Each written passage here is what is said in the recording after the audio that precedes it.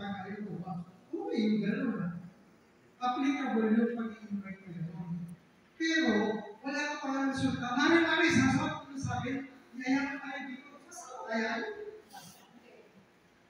Magandang business, nag-i-invite ka pala, dino-closing mo na. Nasa closing ka, pinapakita mo na yung success stories eh. Sinisisend mo na eh. Ngayon, mag-present ka. Present ka ng present. After mo mag-present, sasabihin sa yung client mo, magkano na ba pinita mo dyan? Kumikita ka naman dyan. Bakit? Eh, paano? Sabi mo, yayaman. Sabi mo, may nagawat siya, ikaw kami, ano na bilhin? Ito sa ending na, sa ending ng presentation. Di ba ang presentation niya, yung 5 basic skills. Sa ending ng presentation, may closing. Sa closing, meron kong pinag-uusapan na, di ba number 4, presentation. Number 4, ito-close deal mo. Tama? Number 5, follow-up na yun eh. Yan yung basic skills, di ba? Diyan lang naglalap ako networking. Pero dito, pag sumudali ka, dito, tapos lahat yan. Okay? Sa closing, dito ka nagkakaproblema. Meron din tinatawag na handling objections. Handling objections. Halimbawa, tapos kayo mag-present, ano po na sinasabi ng client mo? Pag-iisipan. Number 2, ano? Walang pera. Di naman kayo eh. Diyan naglalaro eh. Tares, maraming idadahilan yan. Pero sa totoo lang, ito na naman ang rutos yan. Yung iba sinasabi, Mike, busy. Ito ang malala. May magtatanong sa'yo, magkano ba kinita mo? Magkano nakita mo? Ano ba? Sagutin mo muna. Inagda mo muna ako.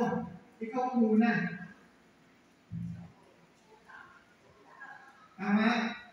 Alam na kung ba't kasi natin ano na magkikita niyan, sagutin mo muna. Eh kasi sabi mo, yayaman, malaki kinikita. Kung hindi mo sana sinabi ka ganito. Dalawang klase ito. Ito lagi ang tinuturo, how to handle objections.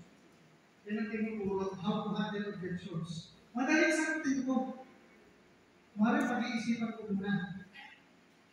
Ang sagot lang dyan, ganito, alam mo lahat ng nakausap namin, na ang sinagot sa amin, pag-iisipan, hindi nang tuloy, sayang. Alam mo kung bakit? Kasi tinanong niya yung kaibigan, yung asawa niya, eh hindi naman nakita ng kaibigan niya yung presentation. O dahil na sagot, huwag mo lang pag-isipan, regalo mo na ito sa kanya, i-surprise mo na may business ka para sa future niyo. So, okay lang tayo mag-start. Pinaklose din mo eh. Pag ang sinabi sa'yo, wala akong pera. Alam mo, kahit naman kami ng una, nung nagsisimula, wala lang kami pera. Kaya nga, naisip namin, kung hindi natin gagawa ng paraan. Ngayon, problema namin pera. Next year, problema pa rin namin ang pera. Yun lang ang concept dyan eh. Gagawa ng paraan. Ito ang mahirap eh. Ikaw muna. Kasi sabi mo, kumikita ka na eh. Kung hindi ka kumikita, be honest na, alam ko sa totoo lang bago simulan natin ito. Kaya nga rin isinasama kasi gusto ko, kumita tayo pareho.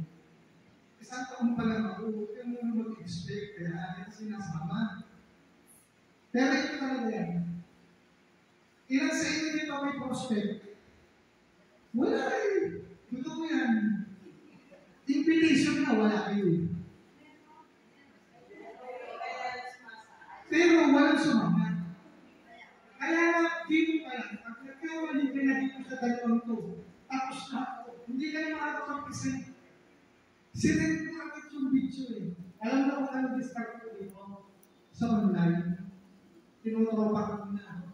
Kwentuhan, kinakapagyan ko muna yung maaari na name niya. Pag interesado na siya, ang approach ko sa invitation, Dahil wala pa naman ang resulta ipapakita nung umpisa.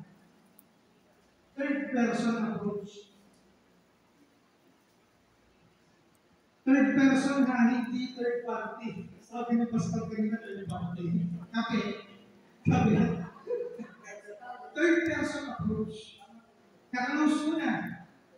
Kung sabi ko, Mari, may papakita ako sa'yo. Baka naman may mga kaibigan ka. Nakatulong na natin. Baka may mga kakilala ka dyan sa mundo na pwede mong ipakausap sa akin. Meron na akong good news na ibabalita. Wala akong sinasabi. Wala akong sinabi nito naman. Mare, third person. Mare, ikaw po Mare. Ako to. This is me. This is you. Mare, baka naman may kakilala ka na pwede mo ipakilala sa akin. Yung mga kaibigan mo na mapapagkatiwalaan mo, yung alam mo naman mababait. Pag ginagawa mo mababait, meron na akong share na good news. Pero hindi sir. Ano na isipin ba?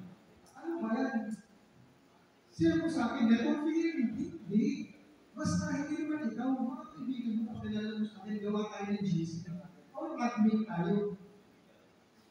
Ano naman, basta mga maganda. Ano ba yung ikuwin ko sa iyo hindi mo pa masyadong pamisado, yung kaibigan mo ko, ikaw, hindi ko na naman nakakilala. Mag-yung sa hindi. Curious, hindi mo makakatulog yan. Alam ba, sinabi ko sa iyo ate, may dismiss ako sa iyo. Huwag na, bukas na lang. Makakatulog ka? Hindi, sabihin mo sa akin na, hindi mo lang naman ako eh. Hindi ka? Naku, may relasyon na yun ng client.